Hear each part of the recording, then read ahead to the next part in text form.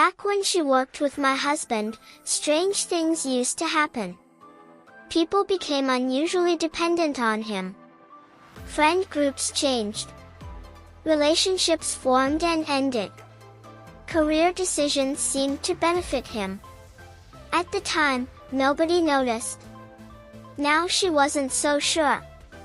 I sat there in silence, trying to process everything.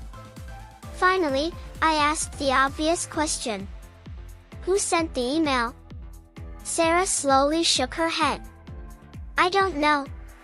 For a moment neither of us spoke. Then another possibility entered my mind. A terrifying possibility. What if someone else found the files? Sarah stared at me.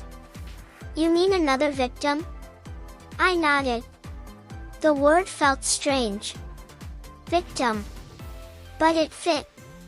Because the more we talked, the clearer it became. This wasn't just manipulation. This wasn't just obsession. It was a system. A method. A project. And neither of us knew how many people were involved. That afternoon we made a decision. We weren't going to confront him. Not yet. Instead, we were going to investigate. Quietly. Carefully. Without leaving any trace. For the next week, we communicated using a private messaging app. No phone calls. No emails. No obvious meetings. I returned home and acted normal. I smiled when my husband called. I asked about his business trip. I laughed at his jokes. I played the role he expected. But behind the scenes, everything had changed. Every night, I searched deeper into the files. Every day, Sarah searched through old records. And slowly, a pattern emerged. The same names kept appearing. The same people. The same locations. The same dates. Then, 6 days later, Sarah found something. Something that made both of us go silent. A public records document. A legal filing from nearly 9 years earlier. At first glance it looked unimportant. But one name immediately stood out. My husband's name. And directly beneath it, a company neither of us had ever heard of. The company no longer existed. Its website was gone. Its records were mostly sealed. But one surviving description remained. Research and Behavioral Analysis Services. I stared at the screen. My heart pounding. Because suddenly everything made sense. The notes. The predictions. The profiles.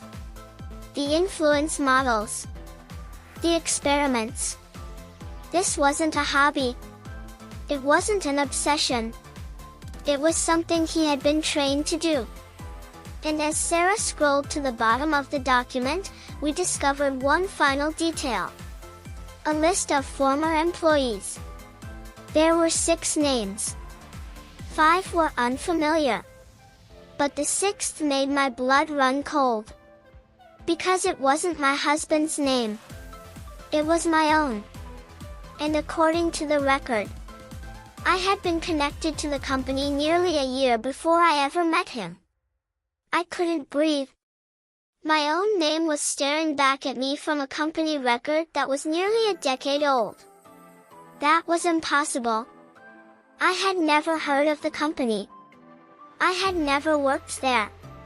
And according to everything I knew about my life, I hadn't even met my husband yet.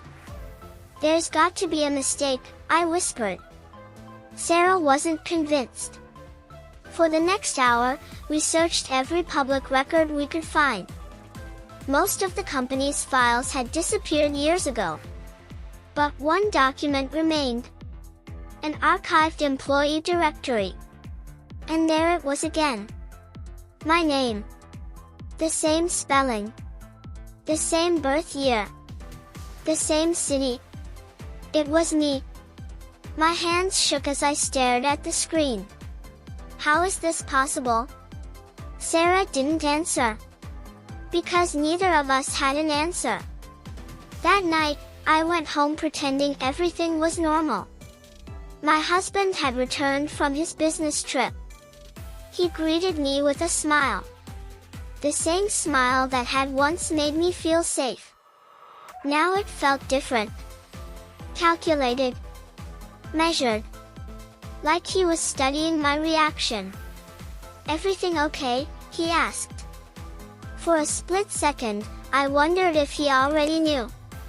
If he knew I had found the files. If he knew about Sarah. If he knew about the investigation. But I forced a smile. "Just tired." He nodded. Then he said something strange. Sometimes the truth finds us when we're finally ready for it. A chill ran down my spine. Was it a coincidence? Or was it a warning? That night, after he fell asleep, I carefully searched through the hidden folders again. Hours passed. Then I found a document I had somehow missed. The title read, "Initial Contact." My heart pounded.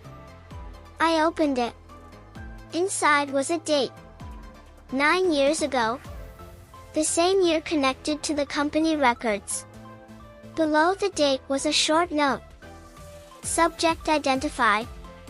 Compatibility score exceeds expectations. Long-term observation approved. My stomach dropped. Long-term observation? Approved by who? I kept scrolling. Then I saw something even worse. There was a photograph. A photograph of me. Taken years before I met my husband. I stared at it in horror. I remembered that day. I had been walking through a city park after college classes. The photo had clearly been taken without my knowledge. I opened another file. Another photo. Then another. Then another. Dozens of them. Months. Even years. Someone had been documenting my life long before I knew they existed. Suddenly, a sound behind me made me jump. I slammed the laptop shut. My husband shifted in bed. For a terrifying second, I thought he was awake. But after a moment, he rolled over and continued sleeping. I sat there frozen. Unable to move. Unable to think. The next morning I met Sarah again. When I showed her the photographs, her face turned pale. "This started before your relationship." I nodded. "I know." Neither of us wanted to say what we were thinking. Because if the observation started before we met, then our meeting may never have been an accident. Over the next several days, we uncovered more evidence. And every discovery pointed toward the same conclusion. My husband hadn't fallen in love with me. He had selected me.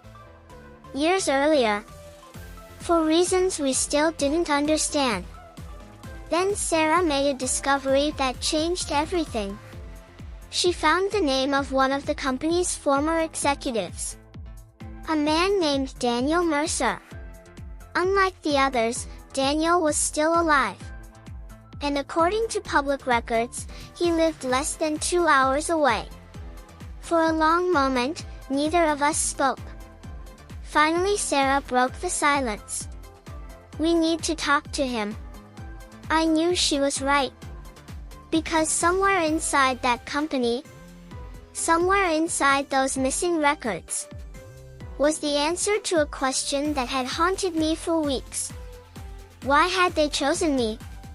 And for the first time, I had a feeling we were finally getting close to the truth. You remember, don't you? I couldn't answer. Because more images were appearing. Fragments. Broken pieces. A hallway. A metal door. Children. Voices. fear. Then one image stood out above all the others. A room filled with computer screens. And on one of those screens, my own name. The memory vanished as quickly as it came. I gasped for air. What was that? Daniel closed his eyes. They spent years trying to erase it. Outside the bedroom, footsteps stopped. The silence was somehow worse. Then came a knock. 3 slow knocks. Someone was standing directly outside the door. Waiting. Listening. Daniel looked terrified. They know you're remembering. My blood ran cold. Another memory flashed. This time stronger. I was sitting in a chair. A man was asking questions. A woman was taking notes. And behind a glass window stood several people watching. Watching me. Studying me. Just like my husband had studied me. Just like the files. Just like the project. The project hadn't started 9 years ago. It had started much earlier. And somehow, I had been part of it from the beginning. Then the bedroom door shook violently. Someone hit it from the other side. Sarah jumped. The lock wouldn't survive another impact. Daniel pressed the key into my hand. Find Vault 7. The door shook again. Wood cracked. Time was running out. I looked at the key. And suddenly I noticed something engraved on it. A number. 731. The same number that had appeared several times in the hidden files. The same number I never understood. Until now. Because another memory returned. Stronger than all the others. A child's voice. My voice. Crying. As someone repeated the same phrase over and over. Subject 731. The key slipped from my fingers. The room spun around me. And for the first time in my life, I realized the terrifying truth. The subject in those files wasn't just me. It had always been me. The words echoed inside my head. Subject 731. Subject 731. Subject 731. The bedroom door exploded inward. Wood splintered across the floor. Sarah screamed. Several figures rushed into the room. But before they could reach me, Daniel grabbed my arm. Run. Everything happened at once. Daniel shoved a bookshelf toward the doorway. The men stumbled. Sarah grabbed the key marked 731 from the floor. And together we ran. Down the hallway. Down the stairs. Out the back door. I could hear shouting behind us. The men were following. The cold night air hit my face as we sprinted into the woods behind Daniel's house. Branches scraped against my arms. Leaves crunched beneath our feet. But I barely noticed. My mind was trapped on one terrifying realization. I wasn't being watched because of something I knew. I was being watched because of who I was. Subject 731. The original subject. The center of the project. After nearly 20 minutes of running, we reached an abandoned service road. Only then did we stop. Sarah bent over trying to catch her breath. I looked around desperately. Tell me the truth. Daniel's face was pale. Exhausted. Defeated. For a moment, he said nothing. Then he finally spoke. Project 731 was supposed to change the future. The words sounded absurd. Yet somehow I knew he believed them. What does that mean? Daniel stared into the darkness. Years ago, a private research group became obsessed with one question. He paused. Can human decisions be predicted? A chill ran through me. The files. The behavior models. The predictions. Everything suddenly connected. Daniel continued. They believed every choice a person makes follows patterns. My stomach tightened. They thought if they collected enough information, they could predict an entire life. Sarah looked horrified. That's insane. Daniel nodded. It should have been. Then his eyes met mine. But then they found you. Silence. The world seemed to stop. What was different about me? Daniel looked away. Your predictions were always accurate. I stared at him. I don't understand. When you were a child, they tested hundreds of subjects. His voice shook. Most produced random results. But not you. A cold wave washed over me. Daniel continued. Your behavior patterns were unlike anything they had ever seen. My heart pounded. They could predict your choices with incredible accuracy. I felt sick. Like my entire life was turning into a nightmare. They called you Subject 731. Sarah's face went pale. The perfect model. I couldn't breathe. The perfect model. Not a person. Not a child. A model. A project. A dataset. Daniel closed his eyes. At first, the project was about research. Then his expression darkened. But money got involved. Of course it did. It always did. Companies wanted predictions. Politicians wanted predictions. Investors wanted predictions. His voice grew quieter. And eventually, powerful people wanted control. The silence that followed felt endless. Finally, I asked the question that terrified me most. My husband. Daniel nodded slowly. He was one of them. Pain hit me harder than I expected. Even after everything. Even after the files. Even after the lies. A small part of me had hoped there was another explanation. There wasn't. He volunteered to manage your long-term observation. My chest tightened. Observation. Not marriage. Observation. The word felt like a knife. Then Daniel said something unexpected. But he broke the rules. I looked up. What? Daniel hesitated. For the first time all night, uncertainty appeared in his eyes. He wasn't supposed to care about you. A strange feeling settled in my stomach. What are you saying? Daniel looked directly at me. He fell in love with you. Sarah stared at him. After all this? Daniel nodded. That's why the project became unstable. The woods fell silent. Even the wind seemed to disappear. Because suddenly everything made sense. The hidden files. The mistakes. The failed predictions. The strange entries marked unexpected resistance. They weren't errors in the system. They were moments when something human got in the way. Something the project couldn't predict. Love. Then Daniel reached into his jacket pocket. Slowly, carefully, he pulled out a small flash drive and handed it to me. This is everything. My heart skipped a beat. Everything. The original files. The experiments. The names. The truth. I stared at the device in my hand. Years of secrets. According to the timestamp, my husband had been present during Event Zero. He hadn't entered my life years later. He had been connected to me from the very beginning. And at that moment, I realized something horrifying. The biggest lie wasn't that my husband had been studying me. The biggest lie was that our first meeting had ever happened at all. Because according to the files, he had known me since I was 9 years old. And somehow, I had forgotten him. Completely. Then a new file suddenly appeared on the screen. One we hadn't opened. One that neither of us had noticed before. Its title was simple. Watch before they find you. And the video began playing by itself. The file opened slowly, almost deliberately, as if someone wanted me to see every second of it. At the top of the screen appeared a photograph. An old family picture. My mother, my father, and me. Nothing unusual. Nothing shocking. At least not at first. Then I noticed the date. My heart stopped. The photograph had been taken 6 months before I was supposedly born. I stared at it, again and again, certain I was reading it wrong. But the date didn't change. It couldn't, because it was printed directly on the original image. Sarah leaned closer. What? I pointed at the screen. For several seconds, she said nothing. Then her face went pale. That's impossible. I couldn't disagree, because somehow, I was standing in a family photograph before I officially existed. Beneath the image sat a single line of text. Start here. My hands trembled as I clicked. A hidden document opened. Classified report. Subject 731. Origin file. I swallowed hard. Origin. Not observation. Not evaluation. Origin. The beginning. The report started with a sentence that shattered everything I believed about myself. Subject 731 was never selected. Subject 731 was created. The room spun. Created? What did that mean? I kept reading. Each line felt worse than the last.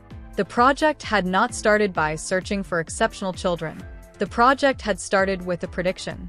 A theory. A belief that human behavior could be engineered before birth. Controlled. Designed. Influenced. My stomach twisted. The report described years of research, years of experiments, years of attempts, Every attempt had failed. Until Project 731. Until me. No. The word escaped my lips. I didn't want to believe it. I couldn't. Then another page loaded. A list of names. Researchers. Scientists. Sponsors. People involved in the project. And at the very top, my father's name. Lead director. I felt sick. Not a participant. Not an observer. The director. The man responsible. The man who tucked me into bed.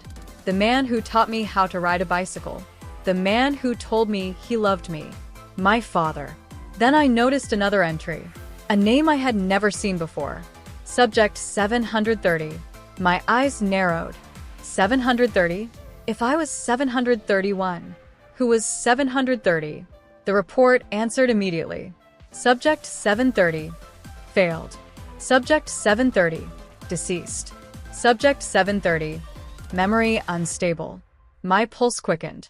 Page after page described earlier attempts. Dozens of them. Every one a failure.